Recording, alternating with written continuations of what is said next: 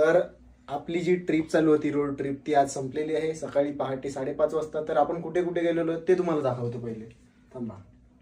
पहिले तर राजस्थान म्हणजे खाटू श्याम बाबांचं दर्शन घेतलं पहिल्या व्लॉगमध्ये. इकडे प्रवास दाखवला आहे. तिसऱ्या व्लॉगमध्ये आपण जयपूर एक्सप्लोर केलेला आहे. नंतर आपण गेलो उज्जैनला, महाकालेश्वर आणि कालभैरव मंदिरामध्ये. नंतर आपण उज्जैनवरून परतताना पण प्रवास दाखवलेला आहे. आणि खर्च किती झाला त्याची एक पर्टिक्युलर व्हिडिओ बनवणार आहेत आम्ही.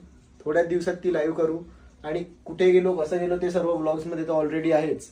पण खर्चाचा म्हणजे अजूनपर्यंत आम्ही सांगितलेलं नाही. मला फक्त डिझेलचा खर्च दिसला असेल त्याच्यात किती झालेला आहे.